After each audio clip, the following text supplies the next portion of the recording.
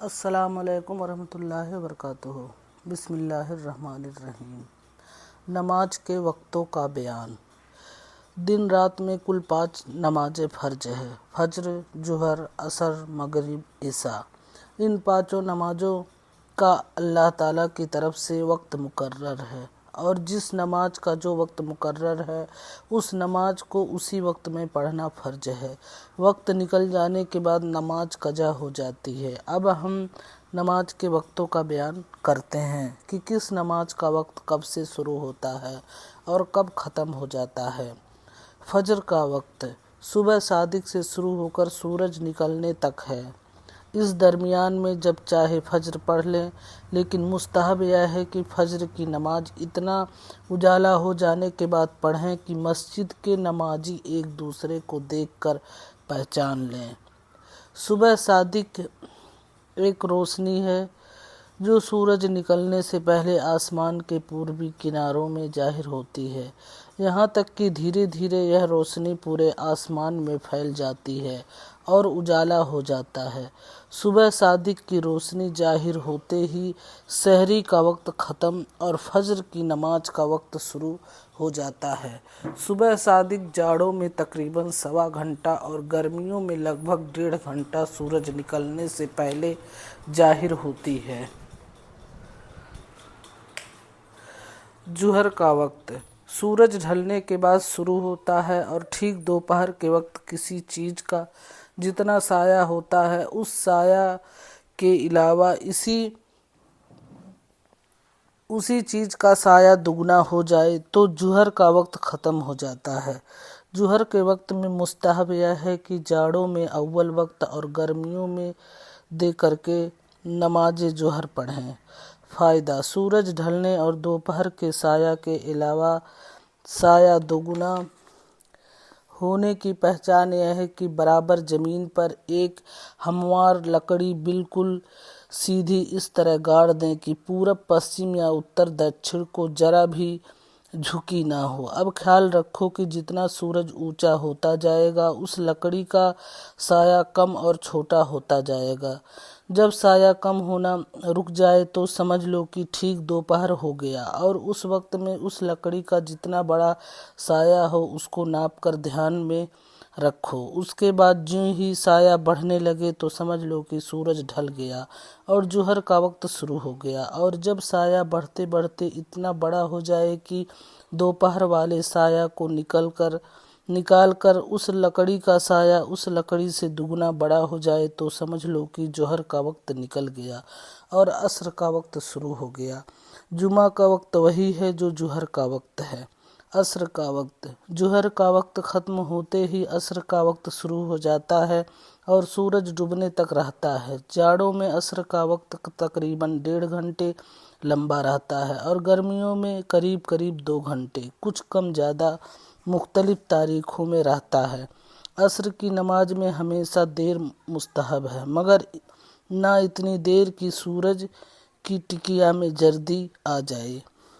مغرب کا وقت سورج ڈوبنے کے بعد سے مغرب کا وقت شروع ہوتا ہے اور شفق غائب ہونے تک رہتا ہے۔ شفق سے مراد وہ سفیدی ہے جو سورج ڈوبنے کی لالی کے بعد پشچم میں صبح صادق کی سفیدی کی طرح اتر دکشن میں پھیلی رہتی ہے۔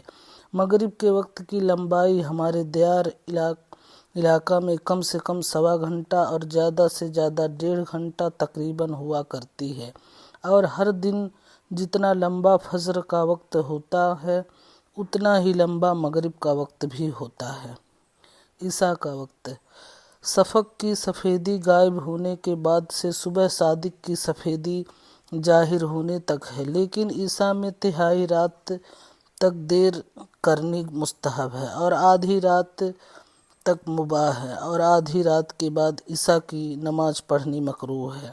نماز وتر کا وقت وہی ہے جو نماز عشاء کا وقت ہے، لیکن عشاء پڑھنے سے پہلے وتر نہیں پڑھی جا سکتی، کیونکہ عشاء اور وتر میں ترتیب فرض ہے، یعنی ضروری ہے کہ پہلے عشاء پڑھ لی جائے اس کے بعد وتر پڑھی جائے۔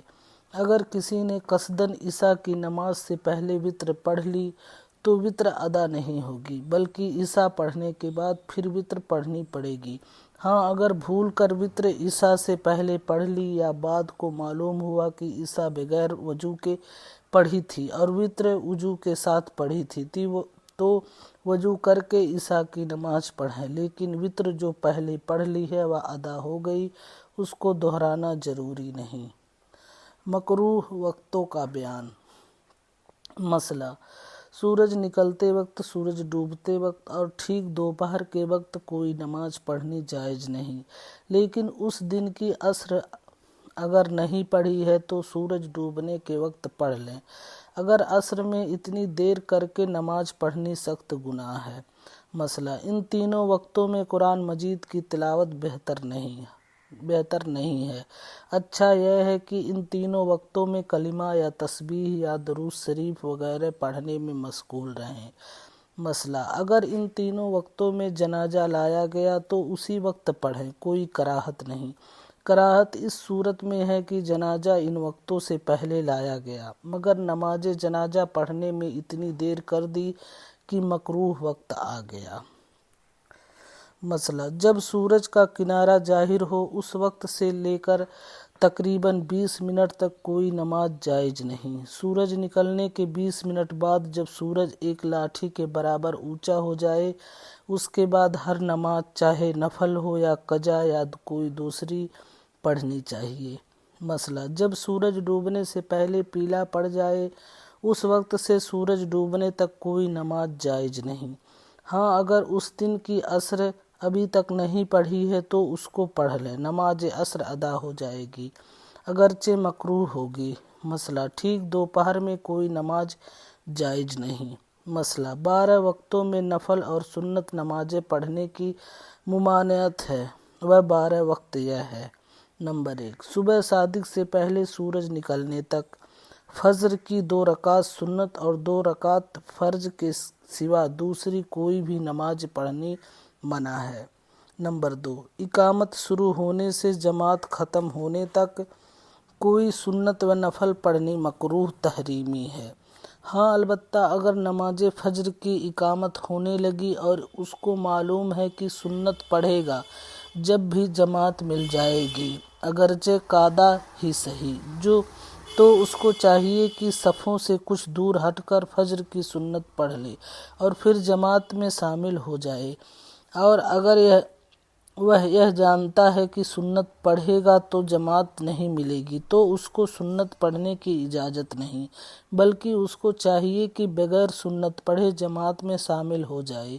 فجر کی اقامت کے علاوہ دوسری نمازوں میں اقامت ہو جانے کے بعد اگرچہ یہ جان لے کہ سنت پڑھنے کے بعد بھی جماعت مل جائے گی، پھر بھی سنت پڑھنے کی اجازت نہیں، بلکہ سنت چھوڑ کر فوراً جماعت میں شامل ہو جانا ضروری ہے۔ نمبر 3، نماز عصر پڑھ لینے کے بعد سورج ڈوبنے تک کوئی نفل نماز پڑھنی مکروہ ہے۔ قضا نمازوں سورج ڈوبنے سے 20 منٹ پہلے تک پڑھ سکتا ہے۔ نمبر 4، سورج ڈوبنے کے بعد اور مغرب کا فجر پڑھنے سے پہلے کوئی نفل نماز جائز نہیں۔ نمبر 5، جس وقت امام اپنی جگہ سے جمعہ کے خطبہ کے لیے کھڑا ہو اس وقت سے لے کر نماز جمعہ ختم ہونے تک کوئی نماز سنت و نفل وغیرہ جائز نہیں۔ عین خطبہ کے درمیان کوئی نماز سنت و نفل وغیرہ جائز نہیں، چاہے جمعہ کا خطبہ ہو یا عیدین کا یا گرہن کی نماز کا یا نماز استسقاء یا نکاح کا، لیکن ہاں صاحب ترتیب کے لیے جمعہ کے خطبے کے درمیان بھی قضا نماز کو پڑھ لینا لازم ہے۔ نمبر 7، عید کی نماز سے پہلے نفل مکروہ ہے، چاہے گھر میں پڑھے یا مسجد میں یا عیدگاہ میں۔ نمبر 8، عیدین کی نماز کے بعد بھی عیدگاہ یا مسجد میں نماز نفل پڑھنی مکروہ ہے، ہاں اگر گھر میں نفل پڑھے تو یہ مکروہ نہیں۔ نمبر 9، میدان عرفات میں جو ظہر و عصر ایک ساتھ پڑھتے ہیں ان دونوں نمازوں کے درمیان اور بعد میں نفل و سنت مکروہ ہے۔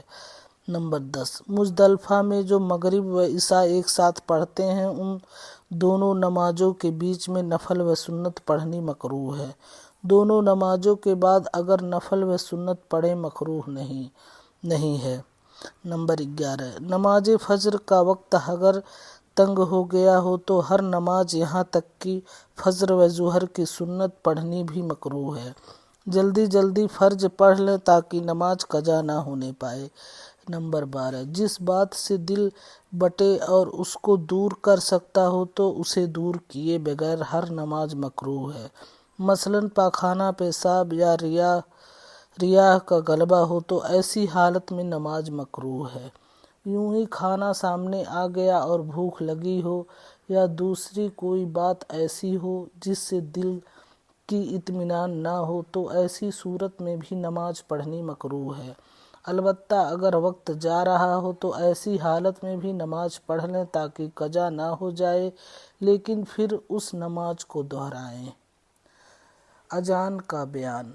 اذان کے فضائل اور اس کے ثواب کے بیان میں بہت سی حدیثیں آئی ہیں۔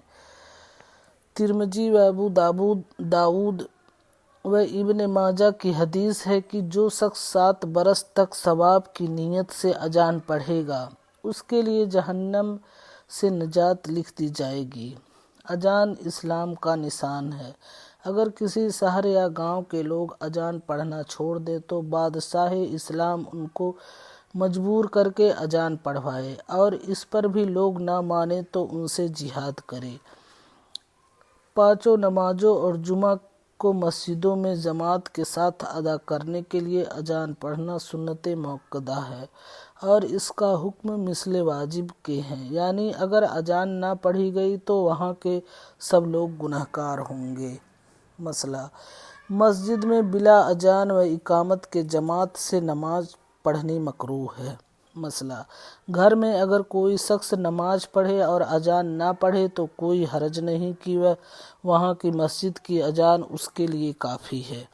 مسئلہ، وقت ہونے کے بعد اذان پڑھی جائے، اگر وقت سے پہلے اذان ہو گئی تو وقت ہونے پر دوبارہ اذان پڑھی جائے۔ مسئلہ، اذان کے درمیان میں بات چیت منع ہے، اگر مؤذن نے اذان کے بیچ میں کوئی بات کر لی تو پھر سے اذان کہے۔ مسئلہ، ہر اذان یہاں تک کہ خطبہ جمعہ کی اذان بھی مسجد کے باہر کہی جائے، مسجد کے اندر اذان نہ پڑھی جائے۔ مسئلہ، جب اذان ہو تو اتنی دیر کے لیے سلام کلام اور سلام کا جواب اور ہر کام موقوف کر دیں، یہاں تک کہ قرآن شریف کی تلاوت میں اذان کی آواز آئے تو تلاوت روک دیں اور اذان کو غور سے سنیں اور جواب دیں، یہی اقامت میں بھی کریں۔ مسئلہ، جو شخص اذان کے وقت باتوں میں مشغول رہے اس کا معاذ اللہ خاتمہ برا ہونے کا خوف ہے۔ مسئلہ، فرض نمازوں اور جمعہ کی جماعتوں کے علاوہ دوسرے موقعوں پر بھی اذان کہی جا سکتی ہے، جیسے پیدا ہونے والے بچے کے داہنے کان میں اذان اور بائیں کان میں اقامت۔ اسی طرح مغموم کے کان میں، مرگی والے اور غضبناک اور بد مزاج آدمی اور جانور کے کان میں جنگ اور آگ لگنے کے وقت، جنون اور شیطانوں کے سرکشی کے وقت، جنگل میں راستہ نہ ملنے کے وقت اذان پڑھنا مستحب ہے۔ جنگل میں راستہ نہ ملنے کے وقت، میت کو دفن کرنے کے بعد، ان صورتوں میں اذان پڑھنا مستحب ہے۔